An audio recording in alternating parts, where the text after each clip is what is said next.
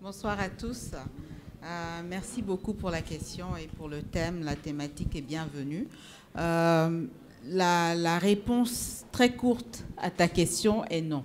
Parce que je pense qu'on est, on est encore dans un état d'esprit et dans une structuration de développement, pays en développement, émergence et ainsi de suite, qui fait que nos structures ne sont pas forcément bien outillées et ne se donnent. Donc, pour faire simple, une banque, vous venez me voir et vous voulez un financement. Moi, je regarde plusieurs aspects qui sont qualitatifs. Comprendre déjà quelle est l'opportunité, quelle est la taille de cette opportunité, qu'est-ce que vous vendez, que ce soit du physique en termes de produits ou immatériel comme du service. Il faut que je comprenne ça, il faut que je comprenne l'environnement dans lequel vous évoluez, qui sont vos clients, quelle est la part de marché que vous occupez, qui sont vos concurrents et comment est-ce que vous différenciez votre offre par rapport à tous les autres qui sont sur ce marché. Donc, ensuite, on va vers le qualitatif. Et le qualitatif est tout aussi important. Et malheureusement, dans la plupart des cas, pour les banques et dans nos PME ivoiriennes que nous voyons, c'est qu'il y a une seule personne qui est porteur de ce projet et qui est l'alpha et oméga de ce projet-là. Je veux juste rebondir sur ce que tu dis. Quand tu dis seul porteur de ce projet, est-ce qu'en réalité, tu veux dire que toute la gouvernance de l'entreprise repose sur cette personne en tant que gérante, parce que cette personne peut être gérante et pas propriétaire. Oui. Ou alors c'est surtout de dire que les propriétaires des entreprises, finalement, s'arrogent tous les pouvoirs et toute la gouvernance, tous autour d'eux, donc évidemment fragilise le dispositif de gouvernance. Bien souvent, c'est le cas, ce que les anglophones appellent le key man risk. Parce qu'il y a une seule personne qui a compris, qui a le concept, qui a son idée, et qui s'arroge tous les pouvoirs, qui prend toutes les décisions. Moi, en tant que banquier, ça me dérange. Je veux pouvoir vous faire confiance. Je veux pouvoir savoir que, au-delà de votre présence, il y a d'autres personnes qui comprennent exactement cette activité, qui connaissent les clients, qui connaissent la concurrence, qui ont partagé avec vous des discussions stratégiques pour pouvoir faire évoluer l'entreprise à ce stade de PME à grande entreprise et ensuite entreprise internationale. L'autre problème qui se pose, c'est qu'on se compare toujours à plus petit que soi ou alors dans un environnement. Alors que le monde d'aujourd'hui a montré qu'on est dans un monde global. Et on est en concurrence avec quelqu'un qui est peut-être assis en Chine, au Brésil, en France, ou alors aux États-Unis. Et donc, la qualité de notre entreprise doit être menée au même niveau. Donc, moi, quand je fais mon analyse, j'analyse par rapport à ce critère international, ce standard international, parce que c'est comme ça que nous allons rehausser les entreprises ivoiriennes et que nous allons pouvoir les accompagner beaucoup plus. D'accord. Si je comprends bien, tu estimes que nos PME, non seulement ne sont pas solides, mais restent dans une logique d'un paramètre très restreint. Très restreint et estime que... Est-ce que tu as l'impression qu'elles se disent qu'on doit forcément les financer, quelle que soit la situation ? Oui, bon, je pense que les responsabilités sont partagées sur ce plan-là. Le financement, tout le monde a besoin de financement pour croître, même les plus grandes entreprises, et elles sont listées pour ça. Elles vont en bourse et elles prennent justement ce financement de la bourse. Donc, à plus petite échelle, comme une micro ou une petite moyenne entreprise, elle a aussi également besoin de financement, mais pas forcément un financement, ce projet-là, pour sa réalisation. On a souvent des promoteurs qui viennent nous voir pour qu'on leur prête de l'argent, mais qui n'ont pas de financement ou qui n'ont rien mis. Il faut que ce soit un partenariat gagnant-gagnant à tous les niveaux. Et donc, pour que ce soit gagnant-gagnant, il faut que ce soit aussi perdant-perdant. Pas juste la banque qui perd et le promoteur qui dit ben, « j'ai pas eu de chance » ou bien « ma commande n'est pas venue », ainsi de suite. Je simplifie un peu, mais à ce niveau-là, c'est vraiment le capital. Donc le capital peut être vraiment de love money, comme on dit, la famille et tout. Il y a des anges aussi, il y a des structures qui se développent de plus en plus, qui rentrent dans les capitaux. Il y a les fonds d'investissement qui font tout ce travail-là en amont et qui préparent donc les entreprises pour ce financement bancaire qui vient ensuite dans une deuxième phase du financement. Merci. Je crois que c'est un point extrêmement important. Et ce que tu entendais dire, c'est qu'on prête à ceux qui remboursent, qui peuvent rembourser. Ce qui est extrêmement important que les PME comprennent, on ne prête pas aux riches, non, on prête à ceux qui peuvent rembourser. S'il se trouve que les riches peuvent rembourser, tant mieux. Mais ce que je veux dire, c'est extrêmement important. Et moi, je parle en tant qu'agent de notation financière également. Il est extrêmement important que les entreprises comprennent que la logique du crédit, avant de vous étendre du crédit, il faut qu'on soit rassuré que vous êtes non seulement capable de l'absorber, capable de bien l'utiliser et capable de rembourser en temps et en heure selon le contrat. Ce n'est pas vous me devez vendredi, mais vous me remboursez 2 semaines après. Ce n'est plus pareil. Vous avez fait défaut, vous êtes en retard. C'est extrêmement important, le respect des règles. Donc, je crois qu'on va revenir là-dessus sur l'attitude même des PME vis-à-vis de leur écosystème. Je vois Mme Fouqueret qui est très impatiente. Évidemment, vous vous rendez compte, on a bien fait quand même d'inviter un chef d'entreprise. La première question, Mme Fouqueret, je ne veux pas parler du financement et de banque parce que je ne veux pas défrayer la chronique. Je vais plutôt vous demander, est-ce que vous, en tant que PME, vous vous considérez comme solide ou fragile dans un environnement que vous considérez fragile ou solide? C'est-à-dire que, est-ce que vous estimez que votre solidité ou votre fragilité est la conséquence de votre environnement et de l'écosystème ou est la conséquence de votre capacité à porter un projet? La question est intéressante et me réoriente pour ne pas parler de financement. Oui, j'estime que je dirige une entreprise solide. Je le dis sur des critères qui sont tout à fait objectifs. L'entreprise, je l'ai créée il y a 17 ans. Elle est toujours sur le marché, elle opère. Elle a la chance de travailler avec des établissements connus. Donc, je dirige une entreprise de multiservices. Nous faisons du nettoyage industriel, de la mise à disposition de personnel pour la gestion de la propreté. Et l'entreprise a évolué. Elle est passée de 3 personnes à sa création à près d'1 millier de personnes aujourd'hui. Donc oui, je suis une entreprise solide et je ne suis pas seule dans cette entreprise. Donc pour rebondir sur ce que Madame Koné a dit, nous sommes plusieurs personnes dans cette entreprise, bien qu'elle soit une SARL. Nous avons mis en place un comité de pilotage avec lequel je partage les décisions stratégiques de l'entreprise. Donc, d'accord. Là, on a affaire à une PME solide, avec une gouvernance solide, parce que quand tu parles de partager la stratégie avec les autres, on parle de la gouvernance. Mais est-ce que tu estimes que l'environnement dans lequel évoluent les PME en Côte d'Ivoire permet justement aux PME d'être structurées, d'avoir cette gouvernance, d'être des PME qui évoluent, et en espérant que tu es dans une logique de passer de PME à grande entreprise? Une autre question, quelle est la responsabilité de cet environnement vis-à-vis des PME et quelle est la responsabilité des PME elles-mêmes vis-à-vis de leur développement, de leur structuration? Il n'y a pas d'effort fait pour encourager les PME. Mais on a parlé auparavant de la création. L'accent est plus mis sur la création que l'aide à la croissance. Est-ce que l'environnement est favorable? Je ne le dirais pas. Je pense qu'en tant que PME, nous affrontons beaucoup de défis, beaucoup de bagarres, qui sont certainement des défis et des bagarres d'autres entreprises, de grandes entreprises, mais je parle de ce que je connais. Donc, pour qu'une PME tienne, il faut forcément, effectivement, que les personnes aux manettes soient des personnes qui soient outillées. Parce que dans notre environnement, effectivement, l'écosystème n'est pas encore en place pour nous aider, pour nous protéger, comme l'a souligné Youssouf, pour nous aider à grandir. Donc l'environnement aujourd'hui gagnerait à être amélioré pour permettre aux PME qui ont envie d'être structurées, qui ont un désir de croissance, qui comprennent la nécessité de payer les impôts, qui comprennent la nécessité d'être structurées comme il faut, de grandir. Et aujourd'hui, non, nous avons l'impression de nous battre. Aujourd'hui, c'est très bien. Nous partageons au cours de panels de ce genre-là des échanges d'expériences, c'est bien. Mais lorsque vous créez votre PME en 2002, 2003, 2004, 2005, jusqu'à 2010, même 2012, vous avez l'impression d'avoir un parcours extrêmement solitaire. Vous frappez à toutes les portes tout seul pour savoir quelle est l'étape suivante. Et c'est important de savoir quelle est l'étape suivante lorsqu'on fait une PME.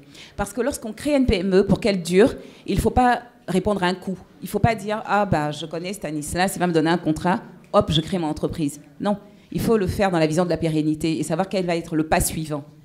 Et aujourd'hui, l'environnement autour de nous ne nous incite pas, ne donne pas les outils pour penser à quel est le pas suivant, what's the next step. D'accord. Donc je crois qu'on arrive tous peut-être à la même conclusion de dire qu'on est dans un environnement où c'est un peu chacun pour soi. Absolument. Est-ce que vous estimez que cette attitude infantilise les PME ? Le terme n'est pas infantilisé, le terme est découragé. Le terme est découragé. Mais pourtant, quand on entend tous les programmes, que ce soit public ou privé, c'est plutôt dans une logique d'encouragement. De création, comme on le disait auparavant. On nous encourage à créer des PME, les statistiques sont très belles. Okay. Est-ce que sur la durée, il y a un accompagnement? Je vous donne un petit exemple. Je pense que dans les années 70, après les indépendances, on a aidé il y a eu beaucoup de bourses, par exemple, pour que des gens aillent étudier. Mais je ne suis pas informée, ça existe certainement, mais je ne suis pas informée de programmes gouvernementaux pour aider les PME à monter en capacité, à faire peut-être des partages d'expérience avec d'autres pays. On n'est pas obligé d'aller très loin, mais dans des pays qui ont réussi à faire monter les PME et en faire des acteurs incontournables du développement de leur pays. Et c'est de ça que je parle, parce que la formation, et avant la formation, c'est l'information. L'information est le mot-clé pour qui veut se développer, pour qui veut croître. Donc, je pense que je ne suis pas quelqu'un de tout à fait isolé. Je pense que je connais quelques personnes et je fais partie d'organisations autour des PME. Mais il faut constamment se battre pour avoir accès à l'information. Et nous n'avons pas le sentiment qu'il y a un écosystème qui mette en place les outils pour nous permettre d'aller de l'avant. D'accord, merci. Bon, est-ce qu'il y a une vraie volonté politique de créer cet environnement? Mais ceux qui sont supposés avoir cette volonté politique et créer cet environnement, est-ce qu'ils ont les outils qu'il faut? Est-ce qu'ils sont même dans un état d'esprit de secteur privé? Parce que c'est extrêmement important. On crée ce qu'on sait, en réalité, plus ou moins. Je crois que cette volonté politique va certainement naître pour avoir un environnement qui soit adéquat pour l'éclosion de PME solides. Parce que je reviens toujours sur PME solides, pas juste PME. On a parlé de création, mais quand on avance, ça devient autre chose. Donc PME solide. Est-ce que cette volonté politique existe? Est-ce qu'il y a les moyens justement de cette politique-là qui existent également?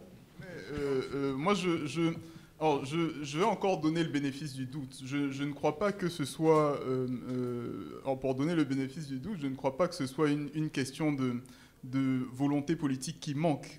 Je me demande, moi, si nos gouvernants, sur cette question, se posent la question de la bonne manière, ce qui est différent. Peut-être qu'ils ont la volonté politique de le faire, mais peut-être qu'ils ne savent pas comment s'y prendre. Tu sais, il y a... juste à peine ce week-end, je discutais avec un club d'affaires qui est issu d'une organisation d'ingénieurs ivoirienne, ce sont des ingénieurs très très bien qui ont pignon sur rue, et donc qui ont créé un club d'affaires avec tous les entrepreneurs issus de leur rang. Et donc ils me disaient, ils ont eu il n'y a pas longtemps une rencontre donc avec une autorité, je ne citerai pas de nom, pour discuter un peu de leur activité et de dire, écoutez, maintenant on est en train de s'organiser, on est tous des ingénieurs, on a capacité à faire ça, ça, ça. Et la réaction, donc moi quand on m'a rapporté l'histoire, on me dit la réaction en face a été de dire, oui, bon c'est bien beau ce que vous nous dites, mais qu'est-ce que vous voulez qu'on fasse pour vous? Et donc quand moi j'entends ça de la part d'un gouvernant, je dis, en fait en réalité nos gouvernants prennent le problème à l'envers. Pour moi c'est déjà quelque chose d'assez... frustrant que d'entendre un gouvernant demander ce qu'il peut faire pour eux.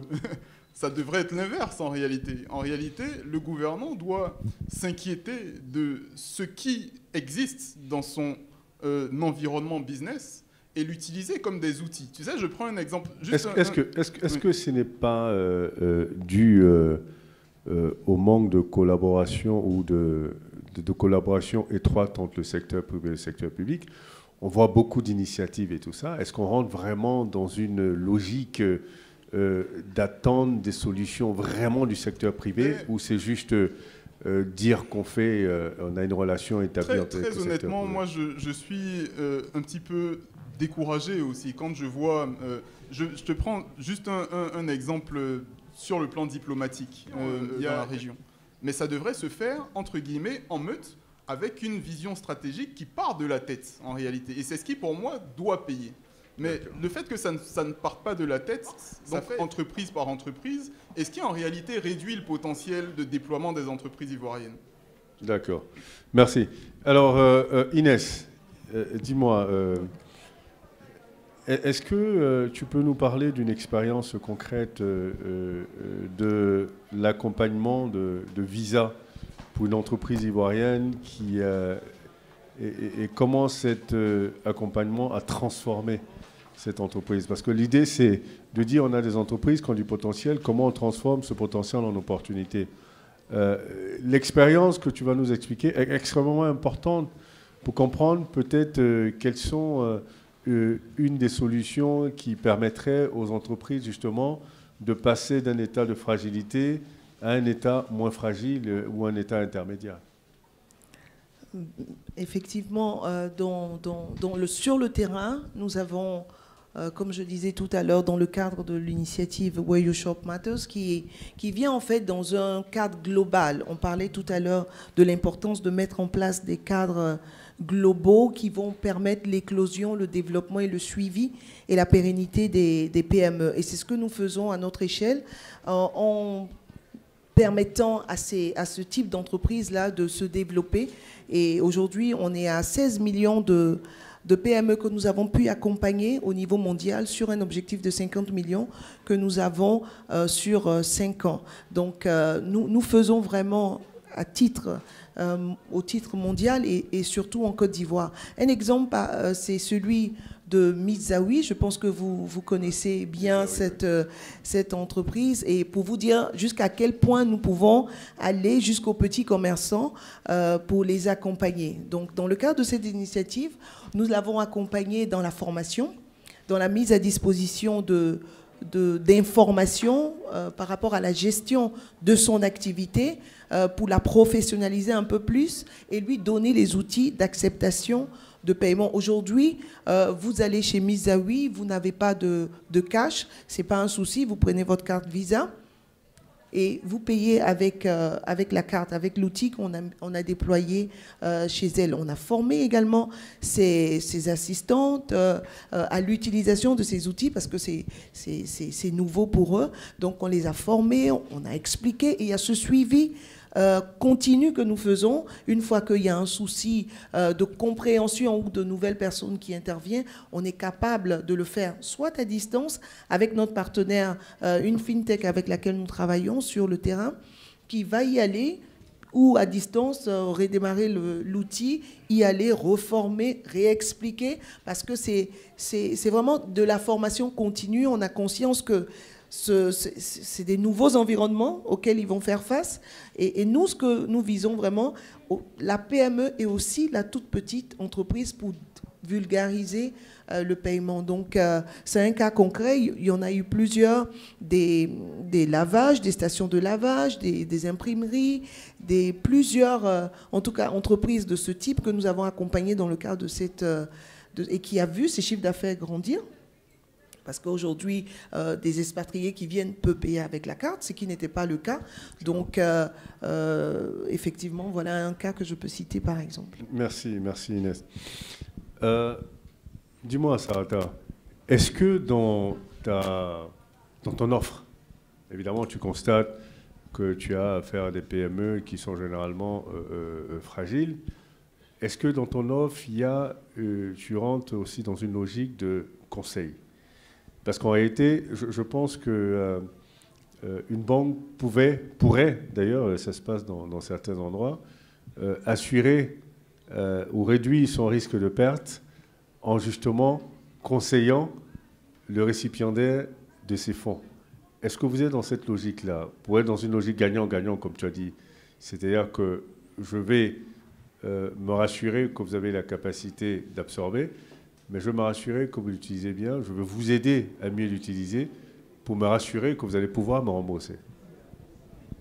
Alors, en phase conseil, oui. En termes de suivi, non.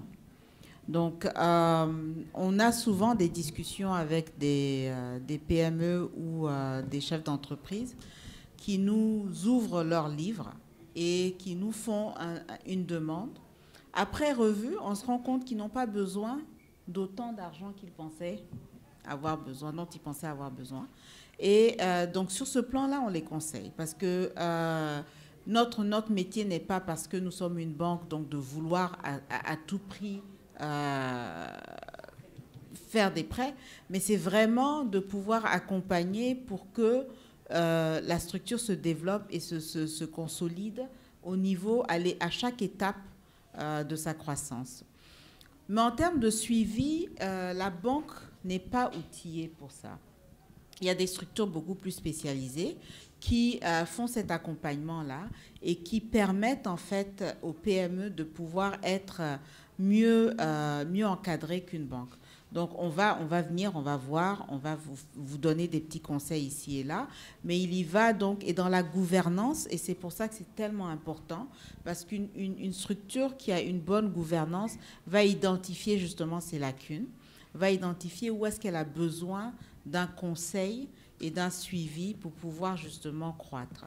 Et donc, c'est dans ce sens-là qu'on peut leur recommander de voir quelques structures, mais on ne peut pas aller au-delà de ça, malheureusement, dans le cadre de la banque commerciale. D'accord. Est-ce que vous avez vu une évolution, quand même, de la capacité de ces structures-là à, justement, suivre vos conseils et à mieux gérer, ou à ajuster, d'ailleurs, ce qu'ils recherchent et à mieux gérer? Oui, tout à fait. Malheureusement, c'est encore une trop petite échelle. Mais sinon, la discussion, quand elle a lieu, à moins que ce soit vraiment quelqu'un qui vient pour un coût ou une transaction trop rapide et qui ne se projette pas suffisamment dans le futur, en général, nos conseils sont suivis et donc ils vont vers les personnes appropriées ou dans des cadres appropriés. Et il y a tellement maintenant, non seulement sur les réseaux sociaux, des partenaires qui sont des fonds d'investissement, qui sont comme Visa, et autres qui offrent justement ce service d'accompagnement, qu'il serait dommage en fait de ne pas pouvoir en bénéficier, mais c'est moins le rôle de la banque encore, je dois insister sur ça. Et cette gouvernance-là, dès qu'on la met en place, c'est vrai que ça fait un peu mal au départ, parce qu'il faut suivre certaines règles, mais dès qu'on établit cette discipline-là, quand on est à un chiffre d'affaires d'1 million, on peut l'établir à 10 millions, on peut l'établir à 1 milliard et à des centaines de milliards. Mais parce qu'on a pris l'habitude de ce genre de structuration-là. Et donc, cette gouvernance, il faut vraiment la promouvoir. L'autre chose qu'on fait, c'est que notre vocation, c'est de vraiment promouvoir l'inclusion financière. Et donc, en tant que banque, le conseil qu'on donne beaucoup, c'est par rapport à justement se structurer financièrement. Donc, quand Visa vous met des outils de paiement et donc digitalise votre activité, et donc on peut tracer facilement et beaucoup plus aisément, avec des preuves concrètes, quel est votre chiffre d'affaires. Donc, moi, ça me rassure à ce niveau-là, et ça me permet de dire, bon, d'accord, c'est pas en théorie, mais c'est vraiment de la pratique. Je vois sur ces relevés, il y a des paiements, il y a des entrées de fonds qui viennent et qui sont alignés avec son business plan. Merci.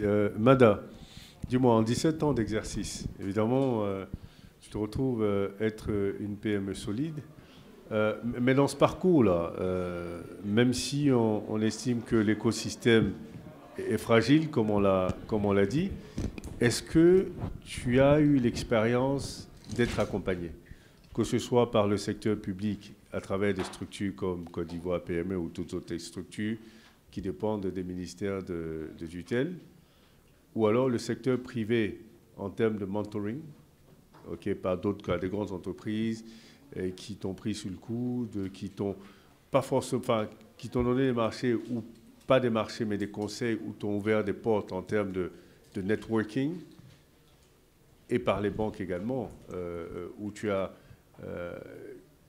quand tu atteins un certain niveau de vitesse de croisière, quelle a été, parce que c'est une capacité, c'est un outil d'évaluation de ta performance, de savoir que tu peux accéder à des financements et à de bonnes conditions.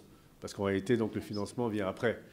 Tu as fait tes preuves, tu as mis en place un outil qui est suffisamment important et auquel on peut faire confiance.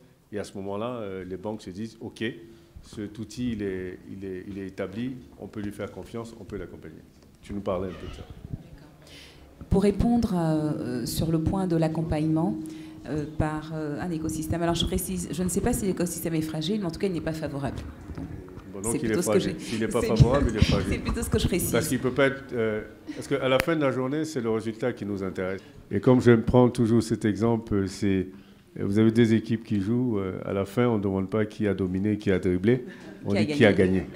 Donc c'est de ça qu'il s'agit. Dans l'écosystème, s'il est fort et qui ne produit pas d'entreprise forte, donc il est faible.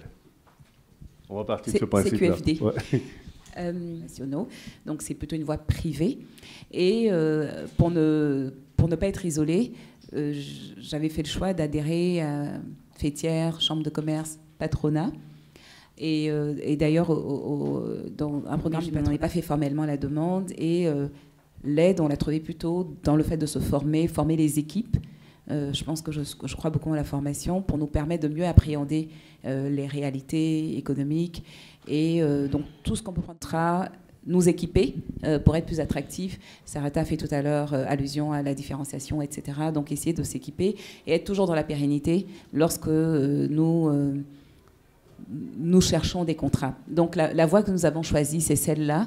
Et en ce qui concerne les crédits, donc lorsque nous avons besoin de nous équiper en matériel, en véhicule, mais vraiment dans le cadre de l'exploitation de notre activité, à ce moment-là, nous faisons appel aux banques qui finissent parfois par être très lentes et on le fait sous fonds propres.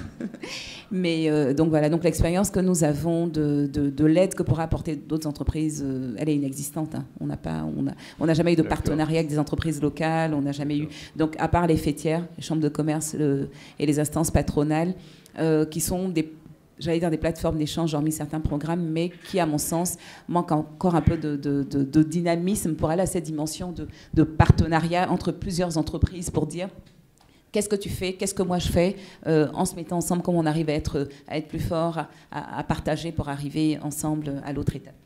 D'accord, merci. Je crois que on a fait un peu le tour, pas le tour de la question, mais on a fait 2 tours, on a échangé sur certaines problématiques. Je crois qu'aujourd'hui, maintenant, on va vous donner la possibilité de poser des questions aux panélistes qui ont été très clairs et très concrets dans identifier la problématique et les solutions proposées et les expériences avec les PME ivoiriennes. Donc, on va prendre peut-être 3 questions pour commencer et ensuite on va répondre. Donc, vous vous présentez et vous dites à qui vous posez votre question pour que ce soit orienté. On a un micro pour... Je suis ingénieur de formation. J'ai une certification en action humanitaire de l'Académie d'Harvard.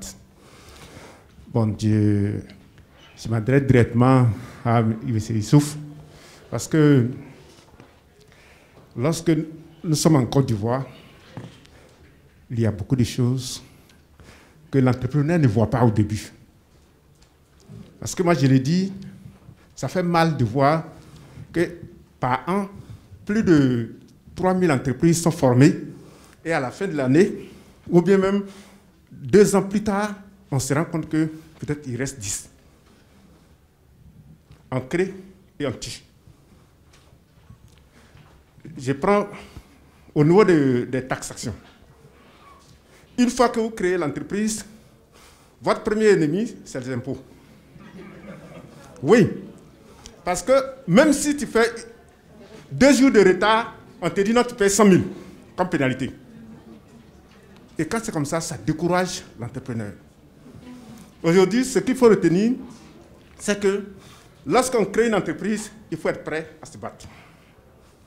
À te battre pour avoir les marchés, à te battre aussi vis-à-vis de la réglementation du pays. Mais Par contre, lorsqu'une entreprise arrive d'un autre pays, il y a plein d'exonérations. Parce qu'on veut attirer les entreprises à venir s'installer dans notre pays. Si ce volet-là, vraiment, je pense que l'État doit revoir sa position. De deux, lorsque nous sommes là, on nous dit créer les entreprises. On crée les entreprises. Mais l'État qui doit nous accompagner n'a pas la formation, n'a pas l'esprit managérial nécessaire pour pouvoir vraiment assister aux entreprises. Parce qu'il y a des décisions qui sont prises au niveau de l'État. Nous, les entrepreneurs, on se pose la question, est-ce que l'État est au courant de ce qui se passe dans les entreprises? C'est la réalité. Donc, les administrations, même, est-ce qu'ils sont habitués? Parce que ce sont des salariés, de grands salariés. Est-ce qu'ils sont vraiment habitués à l'esprit d'entrepreneuriat? On se pose la question. Parce qu'une fois qu'ils sont là-bas, à la fin du mois, ils ont travaillé, ils n'ont pas travaillé, ils auront leur salaire. Ce n'est pas un problème. Mais en plus de ça, il y a les non-dits. Tu as une entreprise, tu as un marché de 2 milliards. Dis-toi que peut-être, si tu as beaucoup de chance, c'est 500 millions que tu vas prendre pour travailler. C'est des réalités.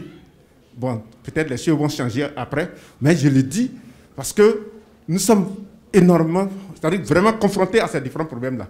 Donc, quelques années après, tu vois, si tu travailles, tu as sur les nerfs. Mais en plus de ça, si tu n'es pas beaucoup résistant, tu n'es pas solide moralement. D'accord. Ok, voilà. Merci. Donc, merci tu te rends compte un peu. Donc, c'est un commentaire ou c'est une question? Oui. Il y a une question derrière? Oui. Ouais. Donc, ce que je voulais dire, c'est de former et les travailleurs au nom du public pour que ceux-là puissent être utiles au TIC. D'accord, ok. Merci. Merci. Y a-t-il une question? Ma question s'adresse à Madame Sarata. Voilà, en fait, j'aimerais savoir aujourd'hui quelle est l'offre de votre institution. Est-ce que cette offre, elle est basée sur un business model unique, c'est-à-dire peu importe le type d'entreprise, qu'elle soit PME ou une grande entreprise, ou bien quelle innovation vous avez apportée compte tenu de l'étude du marché, c'est-à-dire la résilience au niveau de chaque État, d'abord au niveau de l'Afrique, au niveau aussi de chaque pays, parce que la résilience, en fait, elle va dépendre de chaque pays et elle ne sera pas la même dans tous les pays africains. Aujourd'hui, ma question, c'est vraiment de savoir, est-ce que votre offre est basée sur un business plan qui est unique, ou bien est-ce que vous avez adapté ça en fonction du marché? Parce que là, quand je vous écoutais, vous étiez en train de dire que ça ne marche pas, ou ce qui marche est insignifiant. Donc aujourd'hui, c'est de voir, est-ce qu'aujourd'hui, quelle innovation vous avez apportée dans mon business model? Merci.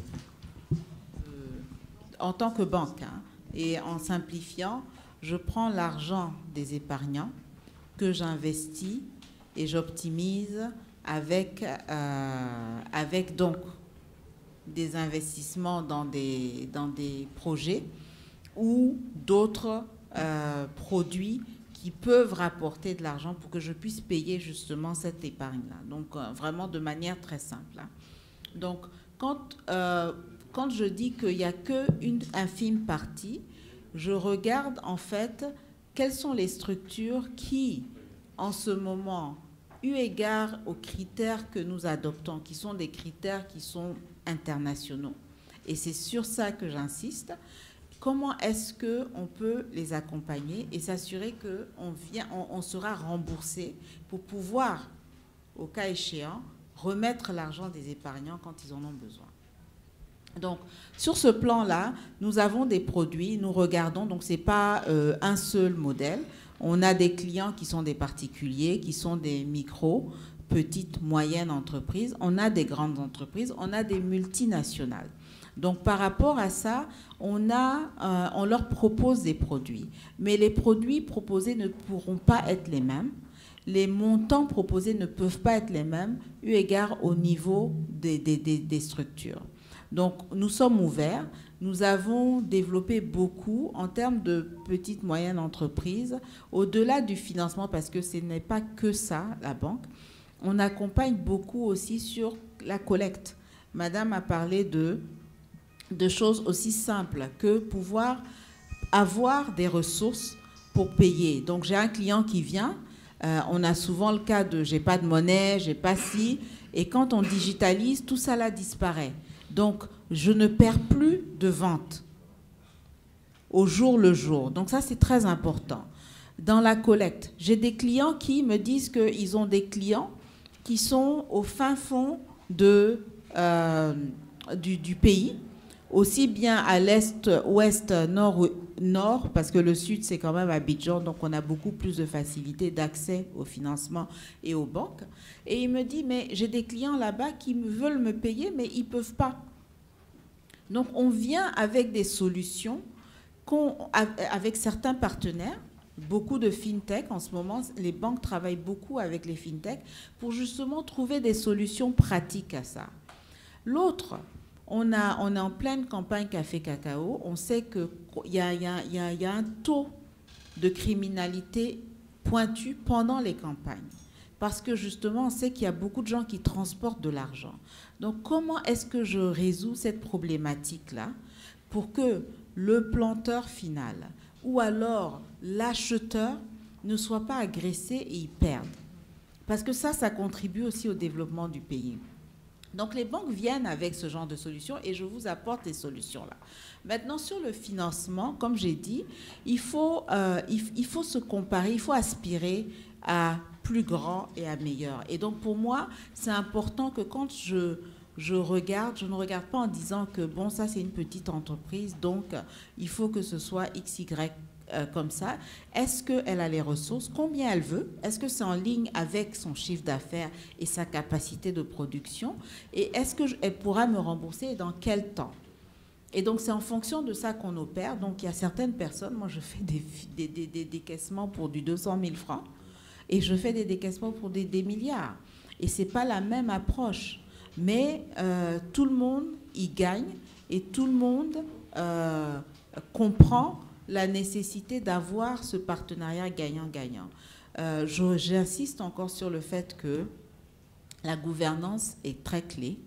On ne peut pas, il y a beaucoup d'entrepreneurs naissants et justement c'est un problème de compréhension et de connaissance.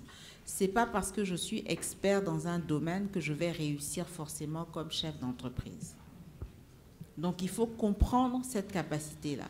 Donc, il y en a qui me disent, j'ai travaillé 10 ans dans telle structure, je viens de monter, madame l'a dit, mais son employé ne sera jamais peut-être aussi grand qu'elle s'il ne met pas en place les bonnes structures. Donc, moi, en tant que banquier, avant de prêter cet argent-là, je regarde tous ces aspects.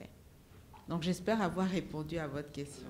Peut-être une dernière question, parce que nous sommes malheureusement...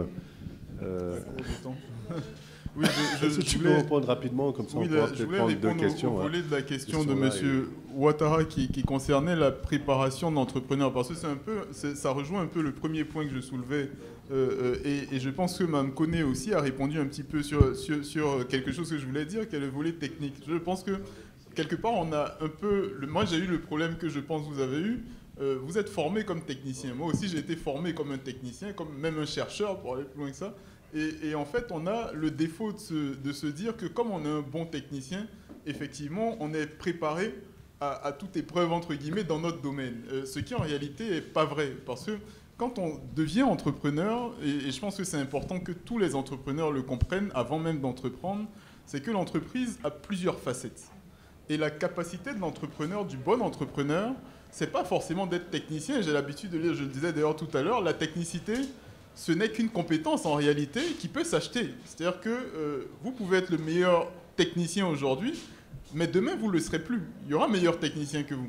Donc, en réalité, la technicité, c'est une compétence qui s'achète et qui est interchangeable. Ce qui est important quand vous êtes entrepreneur, c'est votre capacité à lire votre business à travers les différentes facettes de la société.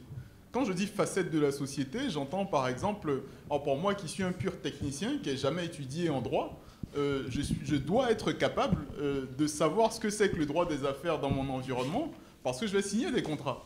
Donc quand je signe un contrat, il faut que je sache à quel point est-ce que ça protège ou ça expose ma société et quels sont les enjeux à travers ce contrat que je suis en train de signer. Alors là, j'ai pris qu'un seul volet, mais vous avez le même volet en ce qui concerne les ressources humaines, la gestion des carrières dans votre entreprise, vous avez le même volet sur la technicité même de votre entreprise, mais il y a énormément de facettes comme ça qui pour moi sont essentielles pour l'entrepreneur et qui doivent être abordées dès le départ. Parce que justement, au départ, vous n'avez pas forcément même la capacité d'acheter toutes les compétences. Donc il faut bien avoir un minimum de compréhension, même comptable par exemple, de ce que c'est que la réalité comptable de votre entreprise. Il ne s'agit pas juste d'avoir du chiffre d'affaires qui rentre. Il faut comprendre comment est-ce qu'on arrive à maîtriser ces charges. Et ça, j'ai fait l'exercice. Hein. Je suis étonné, parfois même effaré, de voir à quel point, sur notre secteur industriel naissant, donc des petites unités industrielles, maintenant il y en a beaucoup qui font de l'huile de palme brute, qui font des choses comme ça, et qui sont aujourd'hui incapables de vous dire avec précision quel est, par exemple, leur coût marginal aux produits donnés quand ils font du B2C. Par exemple. Voilà. Donc il y a énormément de problématiques comme ça qui sont de l'ordre de la réussite ou de l'échec de l'entreprise, mais qui ne sont pas maîtrisées par les entrepreneurs. Et ça, c'est essentiel. Donc c'est pour moi d'abord les facettes, les différentes facettes à connaître un minimum pour avoir une préparation déjà et ensuite se lancer. Alors, moi, je suis Aïssatou Cissé, je suis entrepreneur. J'évolue dans le secteur du transport. Je pense qu'il est temps pour nous-mêmes en tant qu'entrepreneurs aussi de nous dire qu'on ne peut pas toujours être en train d'être des mondeurs. Qu'est-ce que nous faisons pour être nous-mêmes à la hauteur de ce que nous demandons pour que soit l'État, soit les institutions financières soient prêtes à nous accompagner. Aujourd'hui, il y en a eu la crise de la Covid, et je pense que ça doit nous servir de leçon pour se dire « Ah, il faut qu'on se réadapte, il faut qu'on se réinvente, il faut qu'on ait à l'esprit de pouvoir anticiper sur d'autres crises. » Mais c'est maintenant qu'il faut le faire. Il faudrait qu'on descende, qu'on ne soit pas se dire qu'on est juste des chefs d'entreprise et tout ce qui est opération, on laisse pour compte, on se dit non, c'est tellement minime à ce que nous devons faire pour notre entreprise. Donc on le laisse un peu dans les mains de nos employés.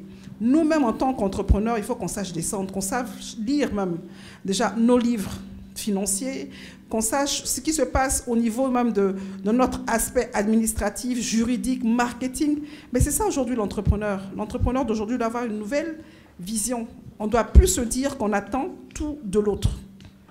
Mettons-nous à l'esprit que nous devons nous-mêmes nous impliquer dans le système même de notre activité pour pouvoir grandir. Tant qu'on ne le fera pas, les autres vont créer des textes pour nous qui ne vont pas forcément s'appliquer à notre écosystème. Il faut qu'on descende, il faut qu'on ait à l'esprit de vouloir se former, déjà en tant que chef d'entreprise, se former les agents. C'est très important de mettre l'accent sur le capital humain. C'est très important de mettre l'accent sur le capital extérieur aussi, parce que le relationnel aussi est important. Donc, il y a tout ça, on ne peut le faire que par la formation, chers entrepreneurs. C'est vrai, on demande à l'État de nous accompagner. L'État nous accompagne en fonction, eux, de ce qu'ils voient. Mais nous, notre écosystème, on le connaît. Si on montre à l'État que nous sommes déjà à la hauteur, que quand on nous donne des prestations, on fait des prestations de qualité, que nous sommes prêts à dire que oui, nous sommes des nationaux, nous voulons créer, c'est nous qui créons de la richesse, c'est nous qui créons des emplois, mais en même temps, on se met dans toute la phase qu'il faut pour pouvoir être des entrepreneurs compétitifs. Aujourd'hui, il faut par exemple développer la convention Sud-Sud. On n'est pas obligé de tout copier du Nord. Non, le Nord a sa spécificité. Nous, en tant que Sud, on a notre spécificité. Et au niveau même du partenariat, de la coopération Sud-Sud, on a beaucoup à apprendre, on a beaucoup à vendre, on a beaucoup à pouvoir exploiter de part et d'autre. Donc, je pense qu'il y a ces aspects aussi que nous pouvons faire entre nous, entrepreneurs. Parce que franchement, avec la Covid, il y a eu des fonds qui ont été mis en place pour les entrepreneurs. Mais on est malheureux de savoir que beaucoup d'entrepreneurs n'ont pas pu être éligibles. Non pas parce qu'ils n'ont pas eu de problème. Si, ils ont eu des problèmes, mais le hic, c'est qu'ils n'avaient pas d'état financier. Et malheureusement, ils ont fait peut-être confiance à d'autres personnes qui ont dit on vous accompagne sur le plan financier, mais à un moment donné, ça n'a pas fonctionné comme il le fallait. Donc, les entrepreneurs aujourd'hui ont été laissés pour compte. Il y a cet aspect. Le deuxième aspect, est-ce que nous, en tant qu'entrepreneurs, on a cette culture de l'épargne? Donc, il y a tout ça qu'il faudrait peut-être qu'entre nous, entrepreneurs déjà, on essaie de voir comment on peut nous améliorer pour que nous soyons beaucoup plus compétitifs vis-à-vis des états financiers, parce que les banques sont prêtes à nous accompagner, mais est-ce que nous sommes prêts à rentrer dans le cadre d'éligibilité qu'ils demandent? Donc je pense, moi c'était juste vraiment un plaidoyer parce que je pense qu'il est temps pour nous entrepreneurs de nous prendre en charge. Merci infiniment, Madame Cissé. Merci infiniment. Tout à l'heure, vous avez fait mention d'entreprises solides et d'environnement solide. Et je souhaiterais que vous essayiez de développer un tout petit peu la notion d'entreprise solide.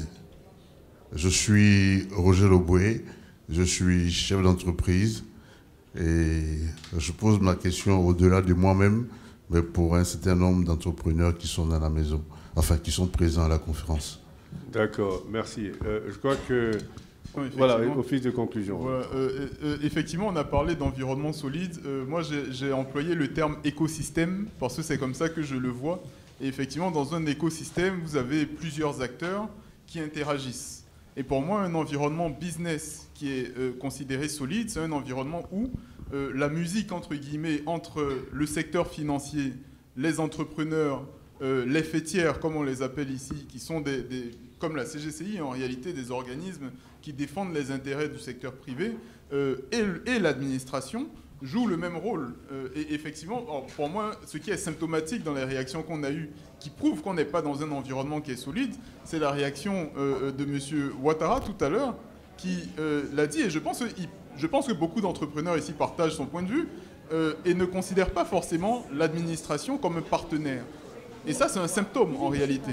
Parce qu'en réalité, l'administration faisant partie d'un écosystème solide devrait être considérée comme un partenaire. Donc quand ce n'est pas le cas, effectivement, on peut considérer que sur ce volet-là, on a une fragilité.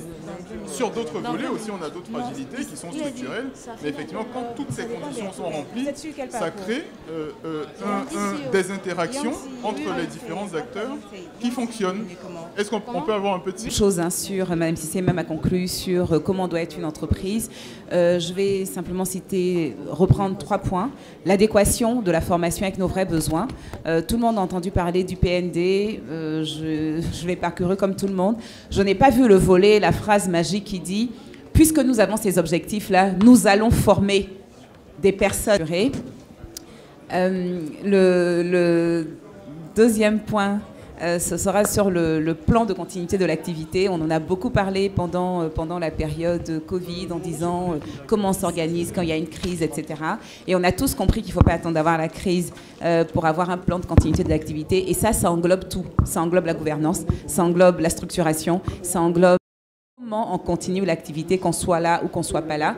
Donc je pense que ça résume extrêmement bien une entreprise qui est solide, a un plan de continuité de l'activité quelque part, qui est connu par les personnes qui sont capables de mettre ce plan en application. Et je vais emprunter les mots de notre ami ce matin sur le panel qui a parlé de fire extinguisher, qui est un mot, un extincteur. Il a dit, il ne faut pas attendre qu'il y ait le feu pour aller chercher l'extincteur. Donc je pense que chacun de nous, dans notre entreprise, on doit réfléchir à savoir, si demain il y a le feu, qu'est-ce qu'on fait? Et moi, c'est mon mot de la fin. Alors, pour conclure, ça a été un panel très riche sur justement la solidité ou la fragilité des entreprises ivoiriennes dans un écosystème qui est soit fragile, soit fort. La conclusion a été qu'on a non seulement des entreprises fragiles, mais les entreprises sont fragiles parce que au départ, leur solidité va dépendre non seulement de la responsabilité des chefs d'entreprise, de la responsabilisation des chefs d'entreprise, et aussi de l'environnement dans lequel ces chefs d'entreprise évoluent. Je crois que toute la problématique aujourd'hui a tourné autour de cette solidité, parce que c'est cette solidité qui va être facteur de la capacité de faire face à des chocs extérieurs ou des chocs intérieurs. Quand vous êtes solide, vous anticipez. Quand vous êtes solide, vous vous transformez. Quand vous êtes solide, vous vous adaptez. quand vous êtes solide, vous êtes capable d'absorber des chocs. Donc, la solidité d'une entreprise va être justement cet outil-là qui lui permettrait d'absorber non seulement des chocs intérieurs, mais des chocs extérieurs. Donc, je crois qu'aujourd'hui, la réflexion, elle est lancée parce que c'est une réflexion. Il faut changer de paradigme. Changer de paradigme économique, changer de paradigme politique. Il faut changer également de paradigme en termes d'approche de la gestion de nos entreprises. Et je crois que c'est extrêmement important. Évidemment, tous les problèmes ne pourraient pas être résolus sur ce panel, mais nous rentrons dans une nouvelle ère, l'ère post-Covid, qui est une ère qui doit être une ère de réflexion et de changement, justement, d'approche et d'attitude. Je vous remercie pour votre présence jusqu'à la fin, pour vos questions, pour vos préoccupations, et les discussions pourront peut-être continuer après.